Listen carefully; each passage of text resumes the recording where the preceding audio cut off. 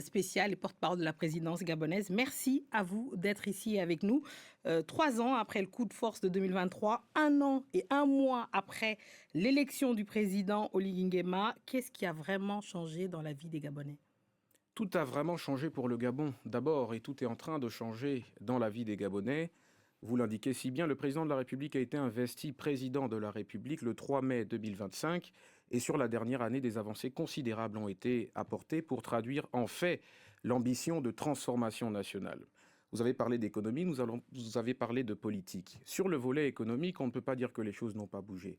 D'abord parce qu'il y a eu l'affirmation d'une ambition de souveraineté qui est aujourd'hui irréversible, qui s'est traduite dans le secteur pétrolier par la reprise par l'État gabonais d'un certain nombre d'actifs et derrière l'accroissement de la production nationale.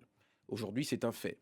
Dans le secteur des mines, Souveraineté, alors qu'en même temps, il y a des accords avec la dans France le de plus en secteur plus des nombreux, mines, notamment dans les mines. dans le secteur des mines, avec là encore l'affirmation d'une souveraineté, avec l'exigence de la transformation locale de notre manganèse, ressource stratégique Par pour le Eramet. Gabon, par Eramet, et avec partenaire avec lequel nous avons signé, nous avons acté du moins la transformation locale.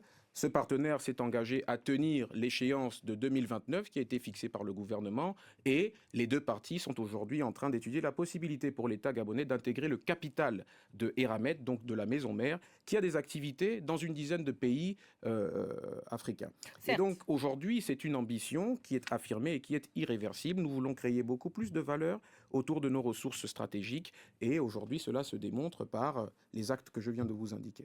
Cette vidéo, elle est très intéressante. Je ne sais pas où commencer parce qu'il y a énormément de choses à dire. Avant de commencer, abonnez-vous parce que les gens regardent mes vidéos sans s'abonner. Abonnez-vous massivement. Merci et merci. Je ne sais pas où commencer. Je vais d'abord résumer ce qu'il a dit. On lui a posé des questions. C'est beaucoup de questions. J'ai pris une partie qui me concerne, qui concerne surtout la jeunesse africaine, qui résume presque sa sortie. On lui pose une question depuis l'arrivée du président gabonais au pouvoir, ce qui a vraiment changé. Il commence par dire tout a vraiment changé. Tout est en train de changer dans la vie des Gabonais. Il va parler de souveraineté. En même temps, il dit qu'il y a eu beaucoup de reprises de certains actifs pétroliers dans le domaine du pétrole, des actifs dans certaines entreprises pétrolières au Gabon. De plus, le président a parlé de souveraineté nationale, la transformation locale. Il faut transformer nos matières locales sur place. Et pour ça, dans le domaine des mines, une entreprise s'est engagée à le faire d'ici 2029, Eramet. Et on est en train d'étudier une possibilité de rentrer au capital de cette entreprise. C'est le résumé de tout ça. Mais il y a tellement de choses à dire, je ne sais pas où commencer. Commençons d'abord par le début. Lorsqu'il parle de changement, tout a vraiment changé pour le Gabon. Tout est en train de changer dans la vie des Gabonais. Le changement ne vient pas en un seul jour. Le changement, ça prend du temps. Le changement ne vient pas en un mois, en une seule année. Il faut des années pour construire des hôpitaux. Il faut des années pour construire des écoles. Il faut des années pour changer complètement la vie des Gabonais. Il faut des années pour construire des autoroutes 4x4. Il y a énormément de choses à faire avec le temps. Donc dire que tout a vraiment changé, c'est extrêmement exagéré.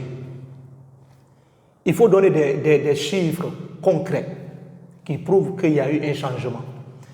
Parce que les Gabonais veulent savoir pourquoi il y a énormément de coupures d'électricité, pourquoi il y a énormément de manque d'eau, pénurie d'eau dans certaines villes, pourquoi il n'y a pas énormément d'hôpitaux pour soigner les Gabonais. Ça, c'est extrêmement important. Le taux de chômage, il faut donner des chiffres concrets qui prouvent clairement que la jeunesse gabonaise travaille aujourd'hui. La flambée des prix des produits de première nécessité. Il faut parler de tout ça, il faut donner des chiffres qui prouvent réellement que tout a vraiment changé et la vie des Gabonais est en train de changer. C'est extrêmement important. Oui, il peut y avoir des changements qui sont en cours. Ça, je suis d'accord. Sur ce côté, oui. Le président gabonais se bat. Il se bat énormément pour qu'il y ait un changement total, pour que son pays puisse évoluer. Ça, je suis d'accord. Avec la reprise de certains actifs dans le secteur pétrolier, ça, c'est salutaire. Oui, visiblement, c'est salutaire. On va venir sur ça. Mais ce côté, je comprends. Il y a eu des changements, un peu de changements. Et le changement est toujours en cours. Ce processus n'est pas encore fini. Mais en parlant, il faut donner des chiffres concrets. Ce que les Gabonais veulent savoir. C'est de ça qu'il s'agit.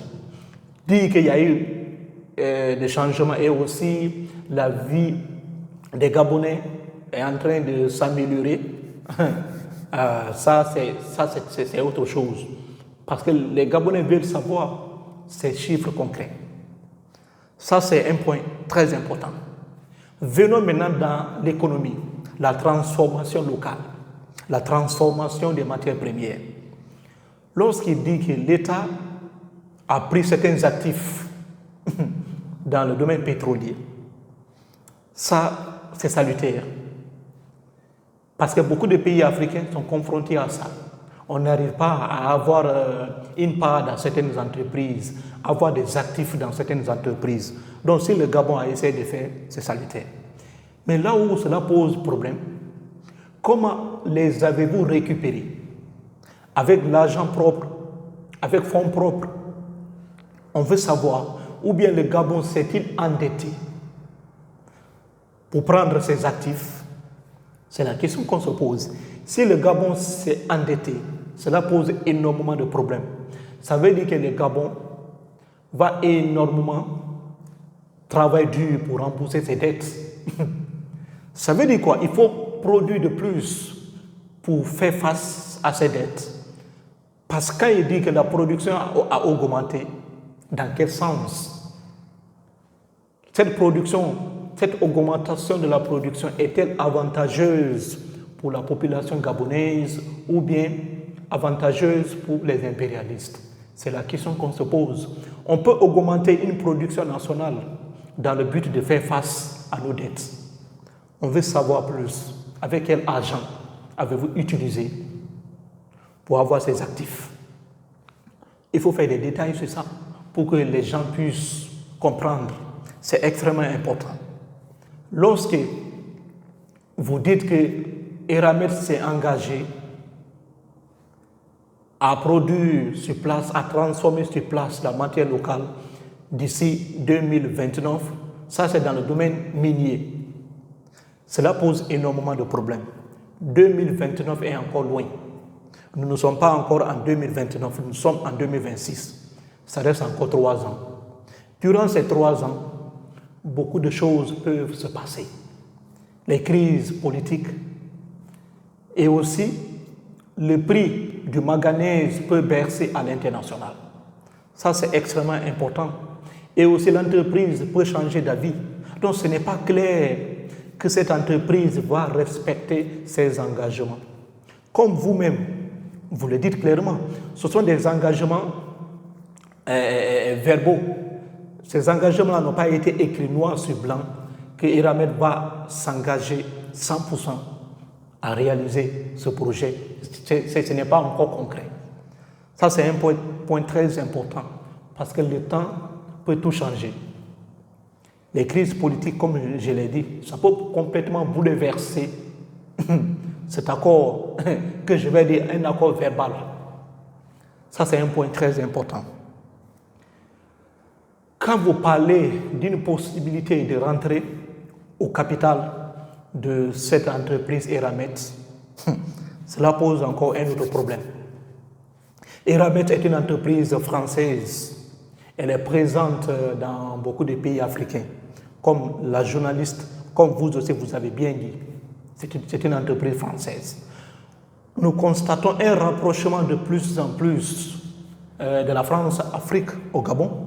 Ce n'est pas encore terminé, mais ce rapprochement se renforce énormément. Je ne suis pas là pour dire qu'il ne faut pas travailler avec la France. Non, non, non, non. Si c'est avantageux pour le Gabon, il n'y a pas de problème. Le Gabon est un État souverain. Le Gabon peut décider de travailler avec qui que ce soit. Ça, c'est votre souveraineté. Mais on se pose des questions. Avec quel argent allez-vous rentrer au capital de cette entreprise française? C'est la question qu'on se pose. Allez-vous vous endetter auprès des institutions internationales pour rentrer dans cette entreprise, avoir une part de cette entreprise? C'est la question qu'on se pose. Parce que vouloir avoir une part dans cette entreprise implique des engagements très profonds. Mais on se pose la question, est-ce la priorité des Gabonais? C'est la question. Quels sont les avantages économiques que le Gabon aura? Bon, il fallait au moins, la journaliste aurait pu lui poser cette question. Les avantages économiques que le Gabon pourrait avoir en rentrant au capital de cette entreprise. C'est extrêmement important. Nous comprenons clairement que nous parlons de souveraineté, c'est bien. Mais souveraineté dans quel sens? Souveraineté dans la soumission. Si c'est souveraineté dans la soumission, cela n'a aucun sens. C'est de ça qu'il s'agit. Il faut parler de façon claire, en donnant des chiffres non manipulables. Donc, cette sortie du porte-parole du gouvernement gabonais est à la fois salutaire, mais aussi pose énormément de problèmes. Parce qu'en Afrique, surtout dans le domaine des mines, nous avons constaté énormément de problèmes. Nos matières premières sont toujours exportées. Nous exportons de la bauxite, nous exportons du minerai de fer, nous exportons du bois dans d'autres pays du monde. Et nous importons les produits finis. Donc cela pose énormément de problèmes qu'il faut résoudre. C'est dans ce sens que je dis, cette analyse du président gabonais est salutaire d'une part, en misant sur la transformation locale. C'est extrêmement important.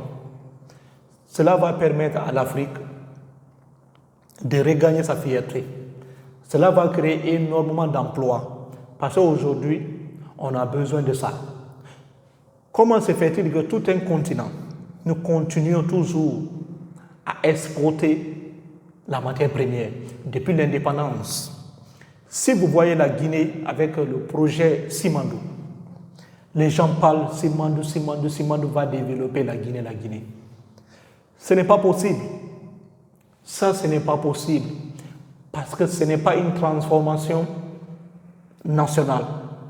On ne transforme pas la matière première sur place. Le président gabonais, en décidant de transformer maintenant les matières premières gabonaises sur place, c'est une excellente idée à saluer.